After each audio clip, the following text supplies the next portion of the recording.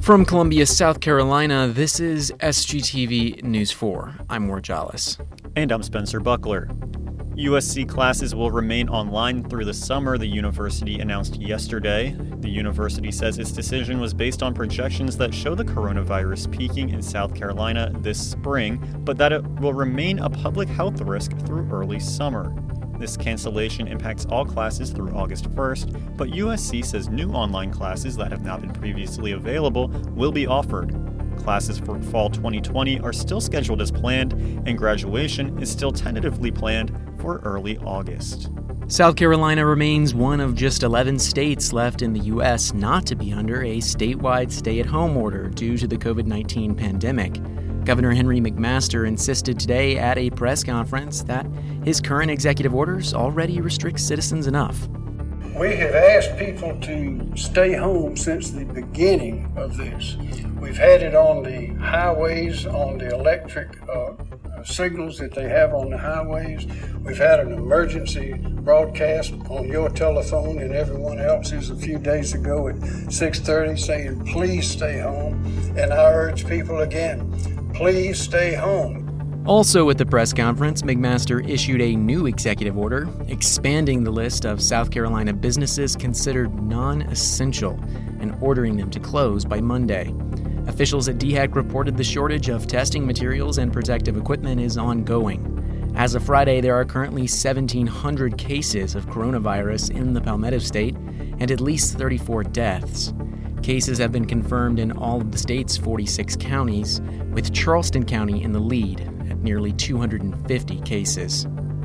The CDC is now recommending that Americans wear non-medical face coverings while in public. These coverings do not include the surgical-grade face masks needed at hospitals. President Trump said the masks are voluntary and should be made out of a reusable fabric that can be washed. This comes as U.S. coronavirus cases have now passed 270,000 and deaths related to the virus have passed 7,000. New York remains the epicenter of the virus here in the U.S. with over 100,000 confirmed cases and nearly 3,000 deaths.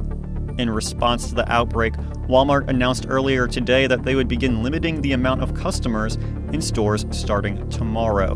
The retailer said that they will only allow 5 customers for every 1,000 square feet, which is about 20% of the usual capacity.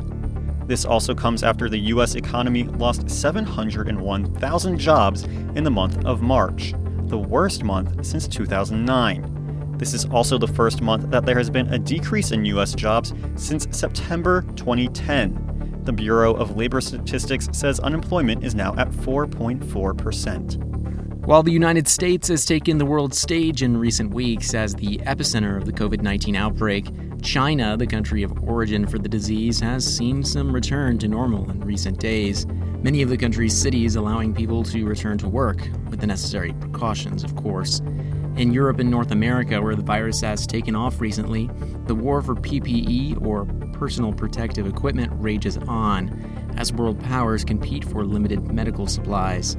France is calling the current struggle the war for masks, as several French officials have accused the United States in hijacking PPE from China that was supposed to go to France. In Israel, the political deadlock between current Prime Minister Benjamin Netanyahu and his opponent Benny Gantz seems to be coming to an end. Gantz has given up his bid in order to unify the country in this time of need. The Dow fell 360 points, or a little over 1.5% today, continuing a steady decrease since the beginning of the month. It's currently 64 degrees outside, clear skies with a low of 49 tonight. The high for tomorrow is 76 degrees, partly cloudy, with a low of 49. From Columbia, South Carolina, I'm Spencer Buckler. And I'm Ward Jollis. This is SGTV News 4.